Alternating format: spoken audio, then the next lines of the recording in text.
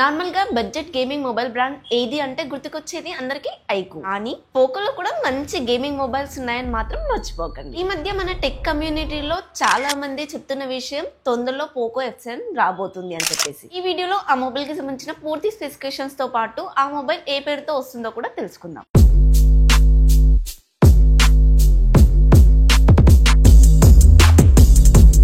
Hello friends, welcome to our channel Priyanka tech news. ఏ చేయకుండా unboxing start చేసేద్దాం. Box వచ్చేసి వైట్ కలర్ లో ఉంది. బాక్స్ పైన రెడ్మీ K80 అని రాసింది కూడా ఉంది. బాక్స్ ఓపెన్ చేస్తే మొదటిగా మరొక బాక్స్ ఉంది, దాని కిందనే మొబైల్ అయితే ఉంది. మరొక బాక్స్ లో వచ్చేసి కేస్ ఉంది, పేపర్ వర్క్ ఉంది, సిమ్ ఎజెక్టర్ టూల్ కూడా ఇచ్చారు. బాక్స్ లో వచ్చేసి 90 వాట్ ఫాస్ట్ చార్జర్ అలాగే కేబుల్ కూడా ఉంది. ఈ అన్బాక్సింగ్ అయితే నాదైతే కాదండి, జస్ట్ మీకు ఇన్ఫర్మేషన్ షేర్ చేయడం కోసం ఈ చిన్న వీడియోని యాడ్ చేస్తున్నాను. బాక్స్ పైన రెడ్మీ K80 అని రాసింది ఉంది. ఇది ఓన్లీ చైనా వాళ్ళ కోసం మాత్రమే. గ్లోబల్ గా కానీ ఇండియాకి వస్తే గనుక పోకో F7 సిరీస్ లో అయితే తీసుకొస్తారు. ఎగ్జాక్ట్లీ ఏ పేరుతో వస్తుందని చెప్పేసి ఈ స్పెసిఫికేషన్ చూసిన తర్వాత చెప్తాను.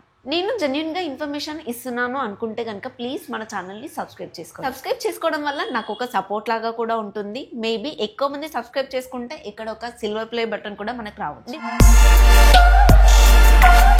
డిజైన్ ఇంకా బిల్డ్ క్వాలిటీ చూసుకున్నట్లయితే ఫ్రంట్ వచ్చేసి ఫ్లాట్ డిస్ప్లే, అది కూడా గొరిల్లా గ్లాస్ 7i ప్రొటెక్షన్ తో అయితే వస్తుంది. బ్యాక్ సైడ్ అయితే గ్లాస్ ఫినిషింగ్ ఉంటుంది, అది కూడా డ్యూయల్ షేడ్స్ ఉంటాయి. చుట్టూ ఫ్రేమ్ అంతా కూడా అల్యూమినియం ఫినిషింగ్ ఉంటుంది. బ్యాక్ సైడ్ ఉన్న కెమెరా డిజైన్ వచ్చేసి CV14 లాగా అయితే కనిపిస్తుంది. In display finger print censor తో వస్తుంది. డాల్బీ విజన్, డాల్బీ అట్మాస్ కూడా సపోర్ట్ చేస్తుంది అండ్ NFC కూడా సపోర్ట్ చేస్తుంది. IP68 వాటర్ రేటింగ్ కూడా ఉంటుంది. అన్ని సెన్సర్స్ అయితే వాడారు, ఏది కూడా మిస్ చేయలేదు. చుట్టూ ఫ్రేమ్ ఉంటుంది కదా, అదైతే సేమ్ iPhone 14 Plus లాగా అయితే కనిపిస్తుంది. 6.67 inches OLED display, 120Hz refresh rate అయితే సపోర్ట్ చేస్తుంది. HDR10+ కూడా సపోర్ట్ చేస్తుంది. 3200 స్పీడ్ బ్రైట్నెస్ అయితే కలిగి ఉంటుంది. 68 బిలియన్ కలర్స్ అయితే ప్రొడ్యూస్ చేస్తుంది. 2K రిజల్యూషన్ తో వస్తుంది. దీన్ని బట్టి మీరు అర్థం చేసుకోవచ్చు ఎంత పంచి కలర్స్ ప్రొడ్యూస్ చేస్తుంది అని చెప్పేసి. స్నాప్డ్రాగన్ 8 Gen 3 ప్రాసెసర్, ఇదైతే last year flagship range processor. 4 nanometre మీద బిల్డ్ అవుతుంది. LPDDR5X RAM technology, UFS 4.0 memory technology కూడా ఉంటుంది. 115 మీద రన్ అవుతుంది. 3+4 years అప్డేట్స్ అయితే ఇస్తారు. దీంట్లో ఏ ఫీచర్స్ అయితే ఎక్కువ ఏం లేవు. రెడ్మీ నోట్ 14 సిరీస్ లో ఏవైతే ఉన్నాయో అవే ఉంటాయి. ప్రాసెసర్ అయితే గేమింగ్ అయితే ఎక్సలెంట్ గా ఉంటుంది. స్పెషల్ గా ఎందుకు చెప్తున్నానంటే ఈ మొబైల్ గేమింగ్ కోసమే తీసుకొస్తున్నారు కాబట్టి. 22లో 20 లక్షల వరకు స్కోర్ అయితే చేయగలిగింది. మొబైల్ అయితే చాలా స్మూత్ గా ఉంటుందని తెలుస్తుంది. బ్యాక్ సైడ్ వచ్చేసి డ్యూయల్ కెమెరా సెటప్ తో వస్తుంది. 50+8MP మెయిన్ కెమెరా వచ్చేసి లైట్ ఫ్యూజన్ 800 సెన్సార్ అయితే వాడారు. ఇది OS కి కూడా సపోర్ట్ చేస్తుంది అండ్ 8K 24 FPS వరకు వీడియో రికార్డ్ అయితే చేయొచ్చు. సెకండరీ కెమెరా 8MP, ఇదైతే అల్ట్రా వైడ్ సెన్సార్. ఇక ఫ్రంట్ వచ్చేసి 20MP అయితే ఇచ్చారు. ఇది 1080 60 FPS వరకు వీడియో రికార్డ్ చేయొచ్చు. ఈ లైట్ ఫ్యూజన్ 800 సెన్సార్ ని CV40 లో కూడా వాడారు. కెమెరా క్వాలిటీ అయితే సూపర్ గా ఉంటుంది. ఒకవేళ ఈ మొబైల్ ఇండియాకి వస్తే కనుక ఇప్పటివరకు మనం చెప్పుకున్న విషయాన్ని బట్టి ఈ మొబైల్ ఆల్రౌండర్ మొబైల్ అనే చెప్పుకోవాలి.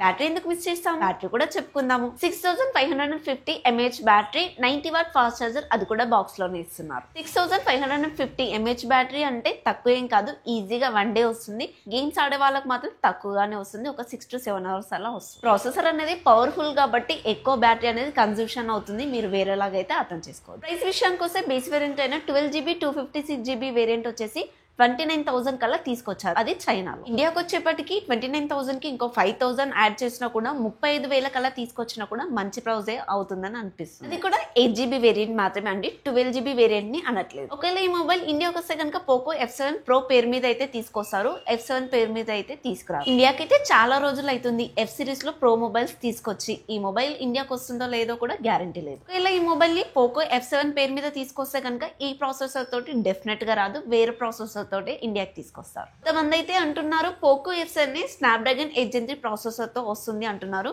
వాళ్ళ మాటలు ఎంతవరకు నిజమవుతాయో చూద్దాం. నేను అనుకుంది ఏంటంటే స్నాప్డ్రాగన్ 8 Gen 3 ప్రాసెసర్ తోటి లైట్ ఫ్యూజన్ 800 సెన్సార్ తోటి 30,000 పైన మొబైల్ తీసుకొస్తే కనుక పోకోకి అంత మార్కెటింగ్ అయితే లేదు. నార్మల్ గా అయితే రెడ్మీ టర్బో సిరీస్ లో తీసుకొచ్చే మొబైల్స్ ని ఇండియాకి వచ్చేప్పటికి పోకో F సిరీస్ లో అయితే తీసుకొస్తారు. లాస్ట్ టైం కూడా ఇలానే జరిగింది. చిన్న చిన్న మార్పులు ఏమైనా చేంజ్ చేసి ఉండొచ్చు. 30,000 రూపాయల బడ్జెట్ లో ఇంత పవర్ఫుల్ మొబైల్ అయితే ఎక్స్పెక్ట్ చేయొద్దు. మరి మీరేమంటారు, ఈ మొబైల్ ని పోకో F7 పేరు మీద తీసుకొస్తారా, F7 Pro పేరు మీద తీసుకొస్తారా? చాలా మంది అనేవాళ్ళు అంటూనే ఉంటారు. మీ ఉద్దేశం ఏంటో కమెంట్ లో చెప్పండి. ఈ వీడియోకి అయితే ఇంతే ఫ్రెండ్స్. ఈ వీడియో కనుక కనుక మీకు నచ్చినట్లయితే ప్లీజ్ లైక్ చేయండి, మన ఛానల్ని సబ్స్క్రైబ్ చేసుకోండి. మీరు సబ్స్క్రైబ్ చేసుకొని నాకు సపోర్ట్ చేయడం వల్ల మన వెనకాల ఒక సిల్వర్ ప్లే బటన్ వస్తుంది, అది మీ గుర్తుగా నా దగ్గర ఎప్పుడూ ఉంచుకుంటాను. అంటే బై బై, నెక్స్ట్ వీడియోలో మళ్ళీ కలుద్దాం.